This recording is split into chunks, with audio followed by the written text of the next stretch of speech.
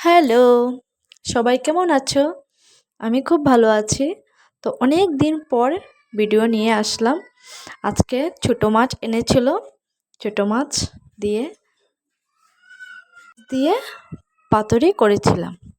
তো আজকে অনেক দিন পর ভিডিও করার কারণ হলো অতদিন পুজো ছিল, তারপর আমার শরীরটা অত একটা ভালো ছিল না, তার জন্য ভিডিও করিনি। তো আজকে করেছি। তো আজকের রেসিপিটা কার কার ভালো লাগে দেখবে আর আমাকে কমেন্ট করে বলবে, ঠিক আছে? তো আমি ছোটো মাছটি অন্য একটা আইটেম করতে আসলাম, কিন্তু কি হলো, ছোটো মাছ তো অনেক সকাল সকাল এনেছে, কিন্তু আমার একটু অসুবিধার জন্য একটু লেট হয়ে গিয়েছিল। তারপর আমি এটাকে একদম শুকনো শুকনো করে পাতুরি করেছি। তো কার কার এই ছোটো মাছ পাতুরি ভাল লাগে খেতে? আমার তো অনেক ভালো লাগে, আর টেস্টিও হয়েছে, অনেক টেস্টি হয়েছে।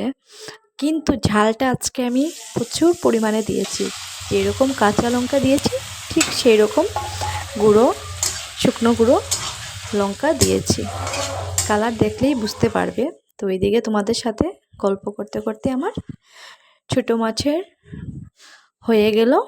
তারপর এদিকে আমি লাউ কেটে রেখেছিলাম, তারপর এখানে একটু ভাপ দেওয়ার জন্য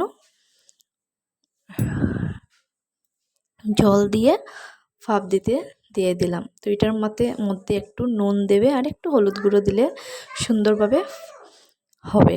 তো জলটাও দিয়ে দিলাম। তো এদিকে দেখো সিদ্ধ হয়ে গিয়েছে আমার লাউটি।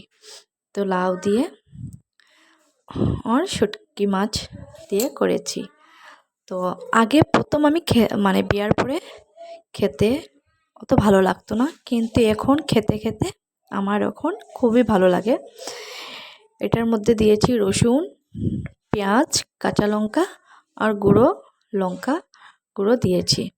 তো এতটুকুই অবধি। আজকে অনেক সুন্দর সেন্ট আসছিল, বাহ! আমার তো আর অনেক টেস্টিও হয়েছে।